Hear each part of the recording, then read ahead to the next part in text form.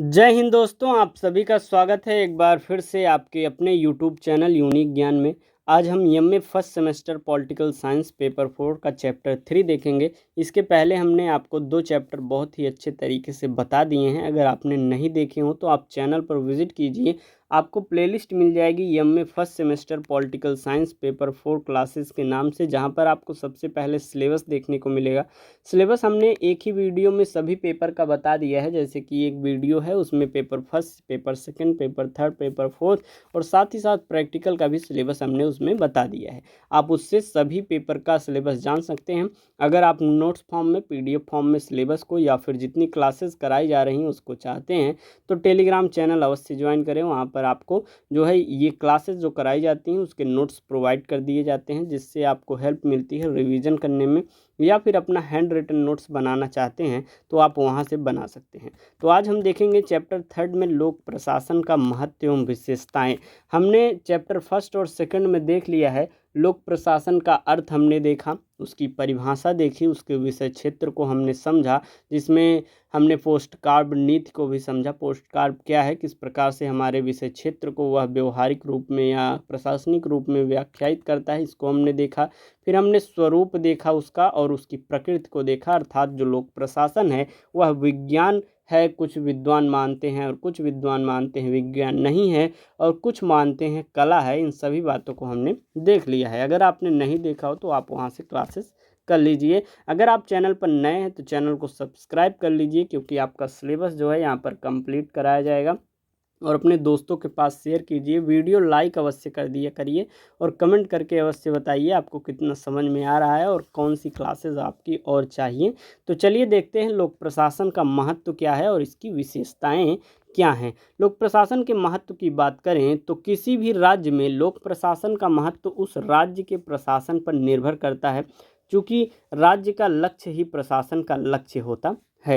राज्य के प्रशासन पर निर्भर करता है किसका, लोक प्रशासन का महत्व, अर्थात उसका प्रशासन किस प्रकार से अपने शासन को वह कर रहा है, किस प्रकार से लोगों को अपने प्रशासन से वह मदद पहुंचा रहा है। एक सैनिक तानाशाही की अपेक्षा कल्याणकारी राज्य में प्रशासन का महत्व अधिक होता है। आप स्वयं समझ सकते हैं, किसी भी तानाशाही, जो सैनिक तानाशाही राज्य होता है उसमें लोक प्रशासन का क्या महत्व होगा, कुछ नहीं, क्योंकि उसमें प्रशासन होगा ही नहीं। जो तानाशाह होगा वो जो कहेगा, वो जो करेगा वही होगा। लेकिन जो कल्याणकारी राज्य होते हैं उसमें राज्य के हित के कार्यों को कल्याणकारी राज्य अर्थात वहाँ के शासक द्वारा किया जाता है।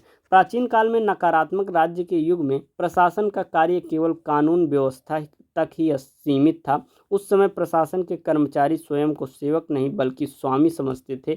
लेकिन आज कल्याणकारी राज्य के युग में समाज का लगभग संपूर्ण जीवन राज्य के नियंत्रण में आ गया है, और हमारे जीवन की सफलता प्रशासन की सफलता पर आधारित होती है। पहले एक प्रकार से जो कानून था, नकारात्मक राज्य था, उसमें एक प्रकार से देखा जाता था कि कानून व्यवस्था जो है वह, जो भी प्रशासन है वह सिर्फ और सिर्फ कानून व्यवस्था तक ही सीमित रह जाती थी। परंतु आज हमारा जो प्रशासन है, हमारे जन्म से लेकर मृत्यु तक जितने भी कार्य होते हैं उन सभी कार्यों में वह शामिल होती है। अर्थात जैसे कि कोई बच्चा या कोई पैदा होता है तो उसके लिए अस्पताल में व्यवस्था दी जाती है, उसकी माँ को अच्छा प्रोटीन देने के लिए सरकार की व्यवस्था है, हर एक गांव में दिया जाता है, कुछ गांव में नहीं देते हैं लोग। अगर आपको इन सभी जो भी सरकार के द्वारा चलाए गए आपके लिए लाभकारी योजनाएं हैं आपको पता होगा, तो आप उसका लाभ उठा पाएंगे। इसलिए आपको अप टू डेट भी रहना चाहिए। आगे हम देखेंगे प्रोफेसर डोनहम के शब्द में, यदि हमारी सफलता असफल होती है तो ऐसी मुख्यतः जो है प्रशासन के पतन के कारण होता है। वर्तमान समय में चूंकि राज्य की प्रकृति में परिवर्तन आया है, पुलिस जो है राज्य की निषेधात्मक अवधारणा के स्थान पर कल्याणकारी राज्य की सकारात्मक अवधारणा ने ले लिया है। एक प्रकार से पुलिस जो पहले होती थी वह जनता को चुप कराने के लिए होती थी, जनता जो मांगे उठाती थी, एक प्रकार से अपने हित के लिए कार्य करती थी, उसको दबाने के लिए, उन्हें चुप कराने के लिए पुलिस जो है कार्य करती थी। परंतु आज के समय में वह जनता के हित के लिए, जनता के एक प्रकार से स्वतंत्रता को, अधिकारों को बचाने के लिए कार्य करती है। कौन? पुलिस। परिणाम स्वरूप आधुनिक राज्य को प्रशासकीय राज्य का युग कहा जाता है। आज जीवन के प्रत्येक मोड़ पर व्यक्ति जो है प्रशासन से जुड़ा है, चूँकि संपूर्ण क्रियाओं का संपादन जो है प्रशासन पर ही है और राज्य के सफल संचालन के लिए कुशल प्रशासनिक अधिकारियों का सहयोग अत्यंत महत्वपूर्ण होता है। फाइनल के शब्द में अगर हम देखें तो फाइनल महोदय क्या कहते हैं, किसी भी देश का संविधान कितना भी अच्छा हो, उसके मंत्रीगण कितने भी योग्य हों, किंतु बिना दक्ष प्रशासकों के उस देश का शासन सफल नहीं हो सकता है। अर्थात संविधान कितना भी अच्छा आप बना लीजिए, उसमें मंत्रीगण कितने भी अच्छे जोड़ लीजिए, अगर आपके देश में प्रशासक जो होंगे वह अच्छे नहीं होंगे, वह अपने कर्तव्यों के प्रति जो है निष्ठुर नहीं रहेंगे, तो आपका देश जो है, शासन जो है सफल नहीं हो सकता है। ऐसा कौन कहता है? फाइनल महोदय कहते हैं। लोक प्रशासन की विशेषताओं और गुणों की बात करें तो आज चाहे प्रजातांत्रिक, लोक कल्याणकारी या साम्यवादी राज्य हो, प्रत्येक में लोक प्रशासन का विशिष्ट स्थान है, क्योंकि आज संपूर्ण जीवन पर लोक प्रशासन छाया हुआ है। इसीलिए इसकी विशेषताएं भी बहुत सी हैं, जो इस प्रकार हैं, जैसे कि लोक प्रशासन हमारे संपूर्ण जीवन पर छाया हुआ है। आज समाज में जन्म से लेकर मृत्यु तक, अर्थात गर्भ से लेकर कब्र तक जो है, जीवन का कोई भी ऐसा पहलू नहीं है जहाँ पर प्रशासन न हो। देखिए, कोई बच्चा जन्म लेता है, उसके भरण पोषण का एक प्रकार से कुछ अंश जो है वह सरकार देती है। माँ की स्वास्थ्य के लिए आवश्यक चीज़ें जो है सरकार के द्वारा प्रदान कराई जाती हैं। अस्पताल में उसे अच्छे से ट्रीटमेंट के लिए जो है सुविधाएं प्रदान की जाती हैं सरकारी अस्पतालों में। उसके पश्चात जब बच्चा बड़ा हो जाता है, उसको जो प्राथमिक शिक्षा है वह सरकार के द्वारा मुफ्त दी जा रही हैं। आपके आसपास जो प्राइमरी स्कूल होगा, देखिए उसमें मुफ्त शिक्षाएं दी जा रही हैं, यह भी प्रशासन के द्वारा ही कराया जा रहा है। अब आपके उस प्राइमरी स्कूल में पढ़ाई करने वाले जो पढ़ाते हैं वो अच्छा न पढ़ाएं, वहाँ पर बच्चे न जाएं, ये आपकी जिम्मेदारी है, लेकिन जो प्रशासन है वह व्यवस्था जो है प्रदान करा रही है। ऐसे ही आपके जन्म से मृत्यु तक हर एक कार्य में जो है प्रशासन लिप्त है। व्यक्ति के जन्म से पहले और मृत्यु के बाद विभिन्न क्षेत्रों में प्रशासन का उत्तरदायित्व होता है। गर्भवती माता के समुचित कल्याण, उसके बाद शिशु कल्याण, शिक्षा व्यवस्था, स्वास्थ्य की देखभाल, दैनिक जीवन की आवश्यकताएं जैसे भोजन का संचालन, वस्त्र और आवास, मनोरंजन, यातायात का प्रबंध, सभी कार्यों का संचालन प्रशासन ही करता है। अब किसी को कहीं पर जाना हो तो यातायात, देखिए सरकारी बस लगे हुए हैं, आपको कम से कम रेट में जो है सरकारी बसों में सफ़र करने को मिल जाता है। तो हर एक कार्य में जो है आपके प्रशासन लगा हुआ है। शिशु का जन्म प्रशासन में ही होता है, मृत्यु जो है वह भी प्रशासन से ही प्रभावित होता है।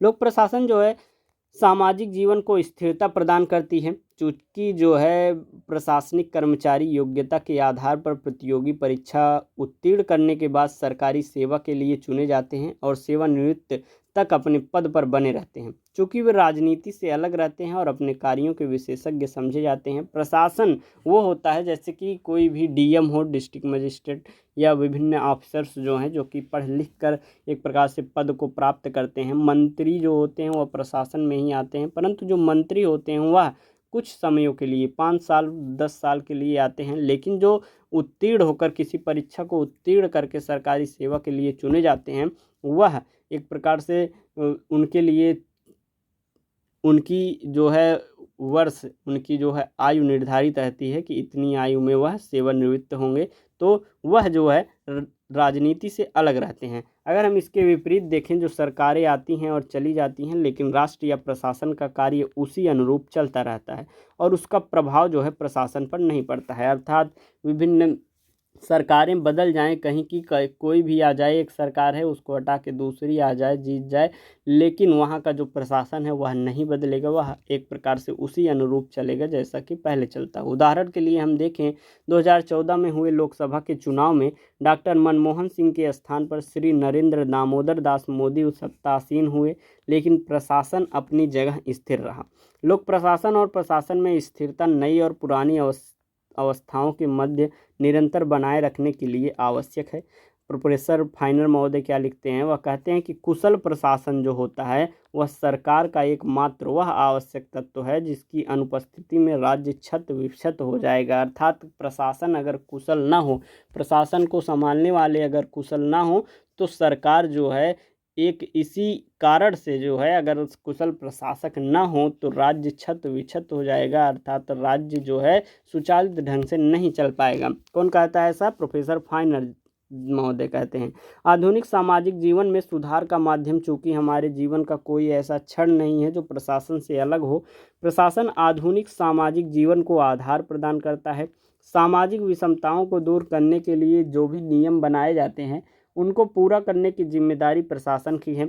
और आज प्रशासन समाज में अशिक्षा, निर्बल वर्ग के लोगों के, स्त्रियों, बच्चों एवं मजदूरों और किसानों की दशा सुधारने के लिए जो भी नियम बनाए जाते हैं उन्हें कौन लागू करता है? प्रशासन ही लागू करता है। अब हम वर्तमान युग में लोक प्रशासन के बढ़ते महत्व के कारण को जानें। जो हमारा लोक प्रशासन है उसका महत्व बढ़ता जा रहा है। क्यों बढ़ता जा रहा है, इस कारण को हम जानेंगे। वर्तमान युग चूँकि प्रशासकीय राज्य का युग है, समस्त कार्यों के लिए लोक प्रशासन का महत्व निम्न बातों से स्पष्ट किया जा सकता है। पहला क्या कारण है? कल्याणकारी राज्य की अवधारणा कर विकास। प्राचीन समय में ऐसा माना जाता था कि वही सरकार सबसे अच्छी है जो कम शासन करती है, कम से कम जो शासन करती है। प्राचीन समय में यही माना जाता था, जो भी सरकार कम से कम शासन करती है वही क्या होती है? अच्छी सरकार होती है।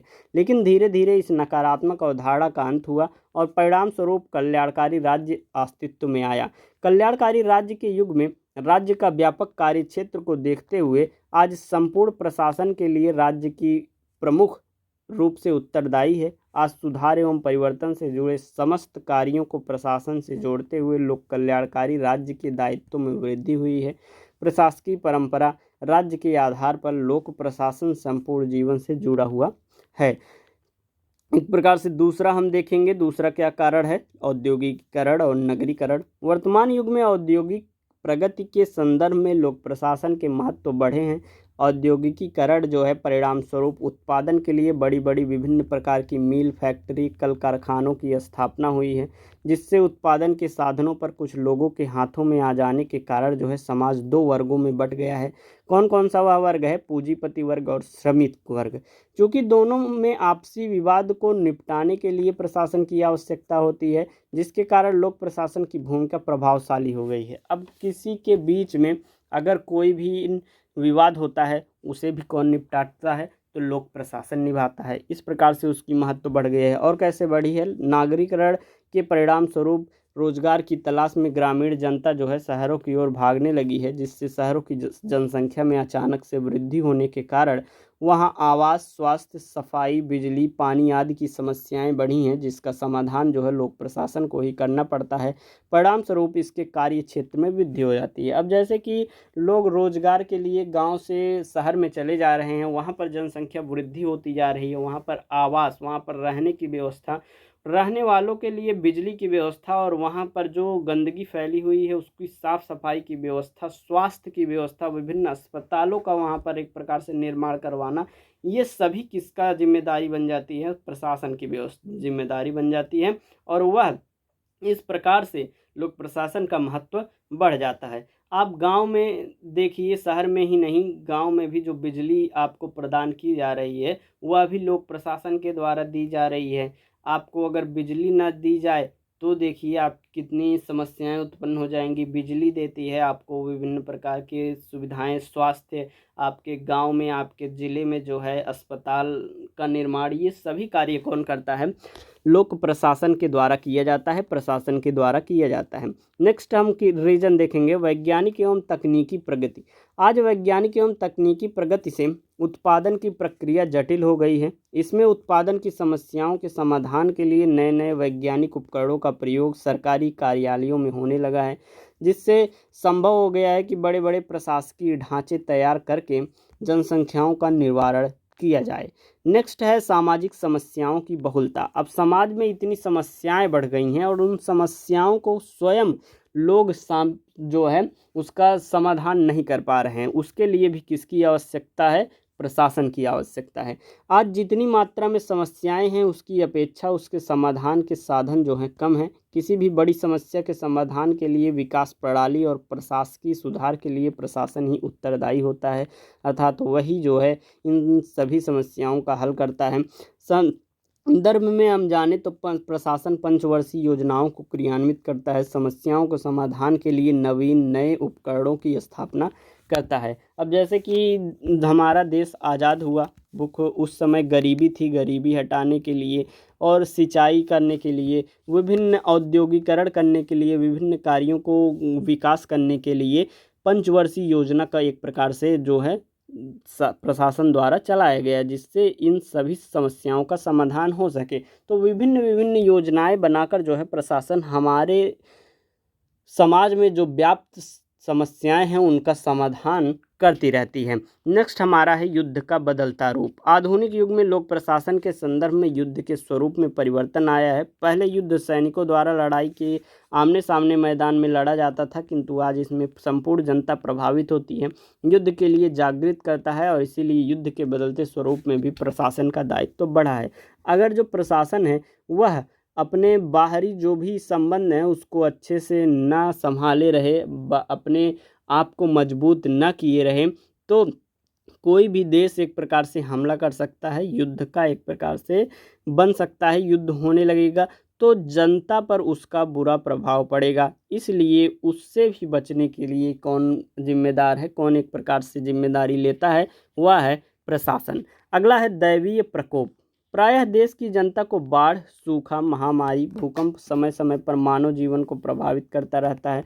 संकट के समय में जनता को तत्काल सहायता की आवश्यकता पड़ती है, इसलिए संकट के समय में भी प्रशासन का महत्व तो बढ़ जाता है। बाढ़ आई है, वहाँ पर जो लोग फंसे हैं उनको निकालने का, जो छतों पर हैं, विभिन्न स्थानों पर, ऊंचाई स्थानों पर हैं, भोजन नहीं मिल रहा है, उनके पास भोजन पहुँचाने का, पानी पहुँचाने का, विभिन्न कार्यों का एक प्रकार से जो है महत्व तो बढ़ जाता है। इन सभी कार्यों के लिए किसका? प्रशासन का। बहुत ही अच्छे तरीके से आपको समझ में आ रहा होगा।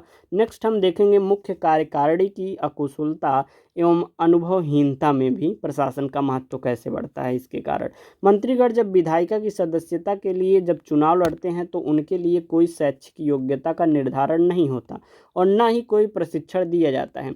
वे प्रशासनिक कार्यों पर ध्यान नहीं देते। दूसरी तरफ प्रशासनिक कर्मचारी जो अपनी योग्यता के आधार पर प्रतियोगी परीक्षा के माध्यम से अपना पद प्राप्त करते हैं, उन्हें अपने कार्यों का प्रशिक्षण दिया जाता है तथा सेवा समाप्त होने तक एक निश्चित अवधि तक अपने पद पर बने रहते हैं, जिस कारण उन्हें अपने विभाग की जटिल से जटिल समस्याओं की बड़ी आसानी से हल कर लेते हैं और इसलिए उन्हें प्रशासनिक विशेषज्ञ भी की संज्ञा भी दी जाती है। इसमें कर्मचारियों का महत्व बढ़ जाता है। अतः स्पष्ट होता है कि आधुनिक युग में लोक प्रशासन का महत्व बढ़ गया है। आज तक लोक प्रशासन सुधार एवं परिवर्तन की दिशा में महत्वपूर्ण साबित हो रहा है।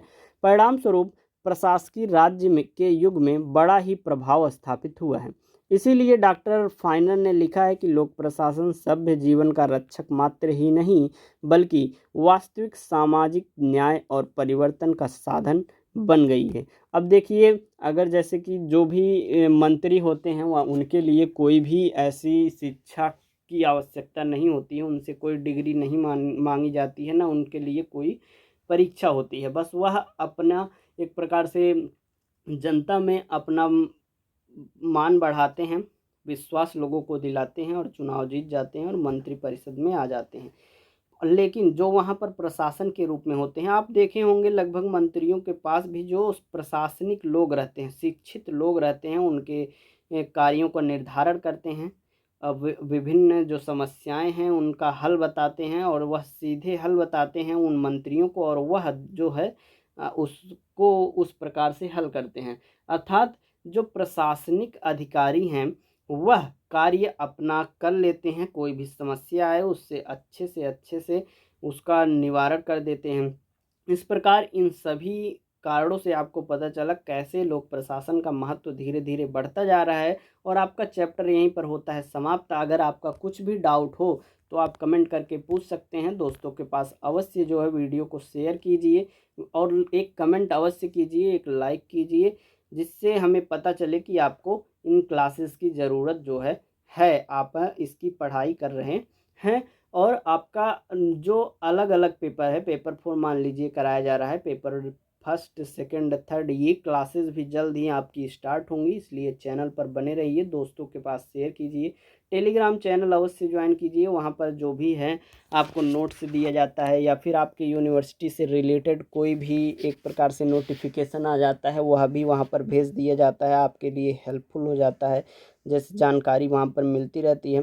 तो चैनल पर बने रहिए और चैनल को सब्सक्राइब कीजिए, दोस्तों के पास शेयर कीजिए। धन्यवाद, मिलते हैं अगले वीडियो में।